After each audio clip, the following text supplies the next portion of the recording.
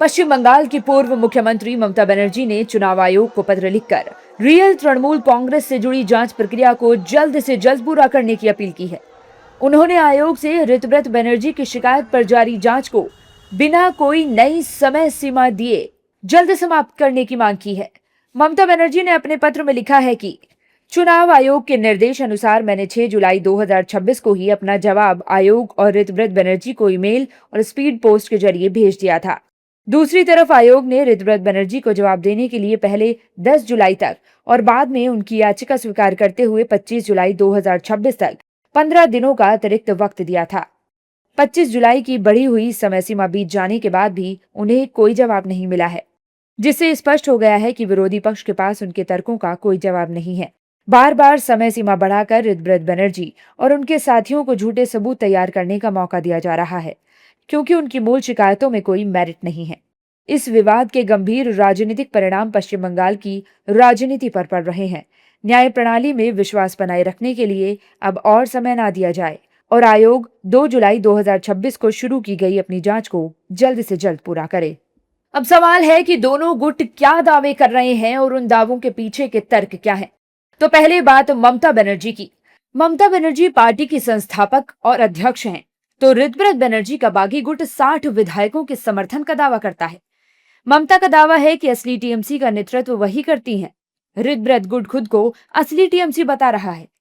ममता के नेतृत्व में टीएमसी ने 3 बार सरकार बनाई। ऋतव्रत गुट पार्टी संगठन और चुनाव चिन्ह पर भी अपना दावा ठोक रहा है। ममता के नेतृत्व में लोकसभा और राज्यसभा में टीएमसी के सांसद मौजूद हैं। बहुमत के आधार पर ही ऋतव्रत बनर्जी नेता प्रतिपक्ष बने। बागी गुट की चुनौती के बीच चुनाव आयोग के फैसले का इंतजार है, तो ऋतव्रत गुट को भी अब अंतिम फैसला चुनाव आयोग को करना है। ममता बनर्जी के पत्र को लेकर टीएमसी नेताओं की प्रतिक्रियाएं आ रही हैं। टीएमसी नेता क्या कुछ कह रहे हैं, सुनिए आप भी।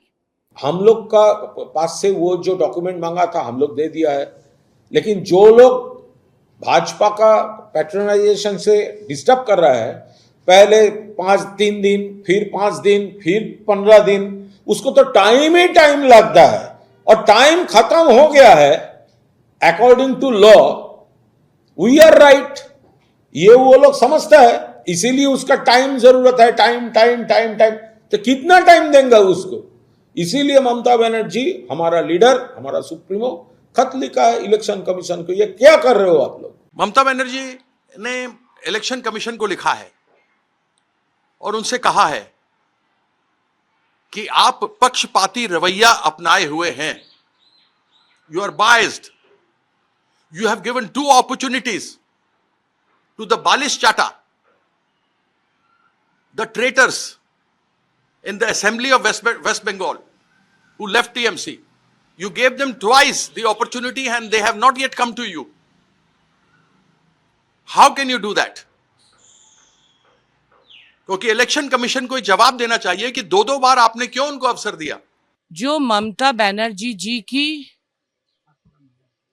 कारण सांसद बने, ममता बनर्जी जी की कारण इतना हाउस में जाने का, इतना सवाल उठाने का, इतना ये वो करने का चांस जिसको मिला है, वो अभी ममता जी को अस्वीकार करना चाहते हैं, डिफाई करना चाहते हैं।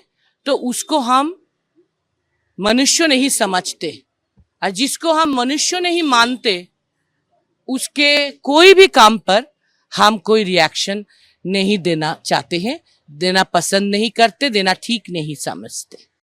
दरअसल ये विवाद 22 जून 2026 को ऋतव्रत बनर्जी द्वारा आयोग को भेजी गई चिट्ठी के बाद शुरू हुआ था, जिसके जवाब में चुनाव आयोग ने 2 जुलाई 2026 को ममता बनर्जी से जवाब मांगा था। ममता बनर्जी ने 6 जुलाई 2026 को आयोग की समय सीमा के अंदर अपना जवाब दाखिल कर दिया था। अब उन्होंने मांग की है कि 25 जुलाई 2026 की मियाद बीत जाने के बाद विरोधी पक्ष को और समय ना दिया जाए।